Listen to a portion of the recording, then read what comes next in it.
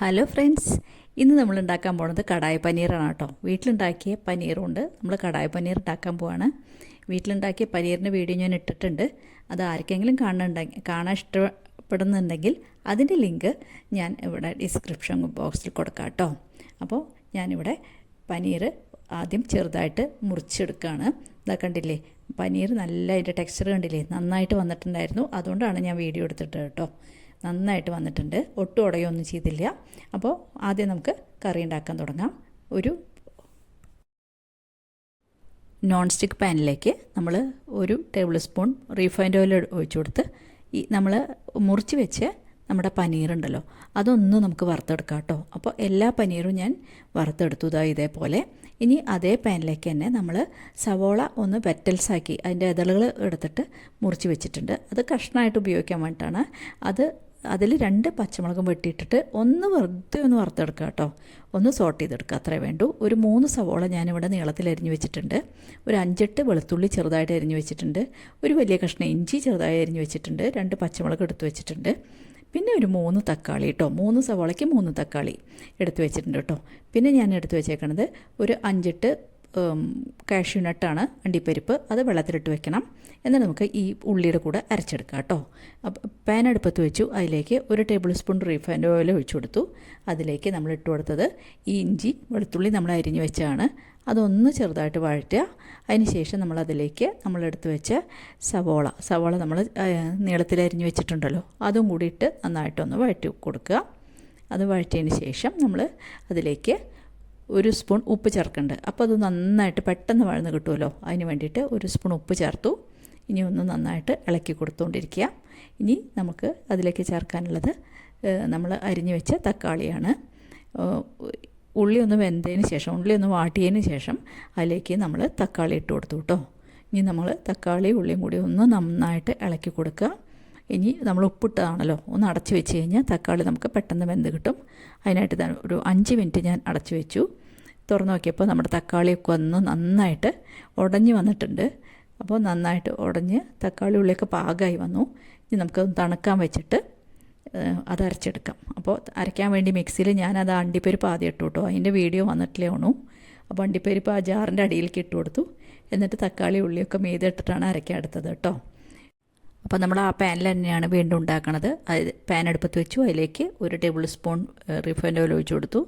1 spoon ജീരകം ഇട്ട് കൊടുത്തു. ആ ജീരകം നന്നായി പൊട്ടുമ്പോൾ നമുക്കതിലേക്ക് നമ്മൾ അരച്ച് വെച്ച് ഉള്ളിയുടെ പേസ്റ്റ് ഒഴിച്ചു കൊടുക്കാം. അപ്പോൾ ഉള്ളിയുടെ പേസ്റ്റ് ഒഴിച്ചു കൊടുത്തിട്ട് നന്നായിട്ട് വഴറ്റണം കേട്ടോ. ഉള്ളിയുടെ പച്ചമണം അത് ഉണ്ടെങ്കിൽ അത് പോകാൻ വേണം. ഇനി തക്കാളി ഇട്ടുണ്ടല്ലോ, തക്കാളി ഉള്ളിയൊക്കെ നന്നായിട്ട് വഴണ്ട് വന്നു കഴിഞ്ഞാൽ നമ്മളതിലേക്ക് ഒരു 1/4 ടീസ്പൂണോളം മഞ്ഞൾപ്പൊടി, 1 ടീസ്പൂൺ മല്ലിപ്പൊടി, ഒരു ടീസ്പൂൺ കാശ്മീരി മുളക് പൊടി, 1 ടീസ്പൂൺ നല്ല മുളക് പൊടി. അത് എരിവനുസരിച്ച് ഇടണം. ഓൾറെഡി നമ്മൾ പച്ചമുളക് ഇട്ടിട്ടുണ്ട്. പിന്നെ നമ്മൾ ചേർത്ത് കൊടുക്കേണ്ടത് 1/2 ടീസ്പൂൺ ഗരം മസാലയാണ്. ഈ മസാലകളെല്ലാം ചേർത്തതിന് ശേഷം നന്നായി വഴറ്റണം. ആ പച്ചമണമൊക്കെ പോകണം മസാലയുടെ. അതുവരെ നമ്മൾ നന്നായിട്ട് വഴറ്റി കൊടുക്കുക. അപ്പോൾ ഈ മസാലയൊക്കെ നന്നായിട്ട് മൂത്ത് വന്നാൽ നമുക്ക് അതിലേക്ക് ചേർക്കാനുള്ളത് കസൂരി മേത്തിയാണ്. അപ്പോൾ കസൂരി മേത്തി നമ്മൾ ഒരു വലിയ ടേബിൾ സ്പൂൺ ചേർത്തു. ഇനി നമുക്ക് കസൂരി മേത്തി ഇട്ടിട്ടും നന്നായിട്ട് ഇളക്കി കൊടുക്കുക. കുറച്ച് നേരം തീ ഇപ്പം മീഡിയത്തിൽ വെച്ചാൽ മതി കേട്ടോ. നന്നായിട്ട് ഇളക്കി കസൂരി മേത്തി നന്നായിട്ട് ആ മസാലയിൽ ചേർത്തു. ഇനി നമ്മൾ അതിലേക്ക് ചേർക്കുന്നത് ക്രീമാണ്. നമ്മുടെ പാല് തിളപ്പിച്ച് വെച്ചിട്ടുണ്ടെങ്കിൽ അതിൻ്റെ പാടോട് കൂടി 2 ടീസ്പൂൺ ചേർത്താൽ മതി കേട്ടോ.